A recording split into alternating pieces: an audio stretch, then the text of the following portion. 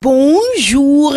Plusieurs sujets intéressent les journaux parus ce jour. Contrat pétrolier, Abdoul Mbaye récidive, barre à Saül Réumi quotidien. Le président de l'Alliance pour la citoyenneté et le travail a encore interpellé le président Macky Sall pour avoir des réponses à des questions soulevées sur l'affaire Petrotim, fait savoir l'analyste de ce journal qui note cependant qu'Abdoul Mbaye s'est surtout livré à des commentaires et appréciations personnelles sur des faits qu'il juge frauduleux mais surtout d'une extrême gravité. Il est allé au-delà de sa lettre ouverte du 15 août dernier. Dans cette deuxième lettre, il fait des révélations ou plutôt des confirmations d'existence de décrets qu'il a lui-même contresignés et qui ont trait à l'attribution des permis de recherche et d'exploitation d'hydrocarbures liquides et gazeux à la société Petrotim Limited. Ces décrets déjà publiés par le journaliste sénégalais basé à Washington Baba Aïdara sont au nombre de 2 d'après Hassan Somb qui donne plus de détails à la page 4 de Réumi quotidien. Mais l'ancien premier ministre Abdoul Mbaye aurait beaucoup plus de responsabilités que le chef de l'État Macky Sall dans le document qu'il a lui-même contresigné, notamment le décret sur le pétrole. C'est la conviction du professeur de droit à l'UCAD Ousmane Rouma à lire dans Sud Quotidien. Mais si on en croit le colonel Antoine Wardini, personne ne peut nous prendre nos richesses.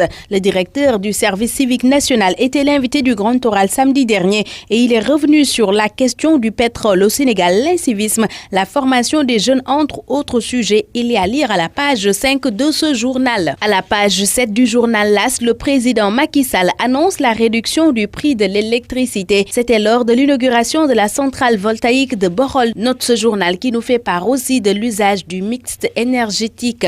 Le pari du mix énergétique barre à une enquête qui revient aussi sur l'inauguration de la centrale solaire de 20 MW à Bohol. Dans ce journal, le chef de l'État dit vouloir une baisse sur l'électricité d'ici 2017 et magnifie le travail du directeur général de la Sénélec. Libération annonce pour sa part 30 MW de plus pour la Sénélec. Pendant ce temps, l'Observateur nous apprend que l'État perd 600 milliards de francs CFA par an à cause d'une fraude sur les exonérations fiscales et douanières. Ce journal indique que de vastes réseaux mafieux ont été détectés et note que la douane a remarqué une surutilisation des exonérations. Réumi quotidien nous fait part au même moment de dépenses de prestige à l'Assemblée nationale. Nias se tape une Mercedes S500 à 150 millions de francs CFA, nous apprend Réumi quotidien, dont le chroniqueur s'intéresse à Ousmane Tanor Dieng, président du Haut Conseil des collectivités territoriales. Une nomination mal tombée selon le Piroguier qui fait remarquer qu'Ousmane Tanor Dieng n'a jamais été élu. Il est toujours nommé. La présentation du secrétaire général du Parti socialiste par le Piroguier est à lire à la page 5 de Réumi quotidien. Le quotidien populaire nous apprend que les rebelles socialistes rejettent le vote suite à la décision du PS d'aller aux législatives avec Benno Bokk Yakaar. Barthélémy Diaz rejette les résultats et porte plainte pour faux, renseigne pour sa part le quotidien LAS. Et dans Walf Quotidien, l'on retrouve son père Jean-Paul Diaz qui vide son chargeur. Le patron du BCG pense que le procès de Barthélémy Diaz est politique. Il estime que le ministre de la Justice est incapable de retenue républicaine. Jean-Paul est convaincu qu'on a cherché à tuer Barth lors de la manif de l'opposition. Justement, par rapport à la répression de cette manifestation du 14 octobre, Malick Gakou soutient dans Le Populaire que c'était un plan ourdi pour les liquider. Le quotidien du sport Stade estime que Sadio Mané porte Liverpool. Il a inscrit un but et a fait une passe décisive, renseigne ce quotidien. Le quotidien des arènes sénégalaises Sunu Lamb s'intéresse au derby Fass Guédiawaye qui est en gestation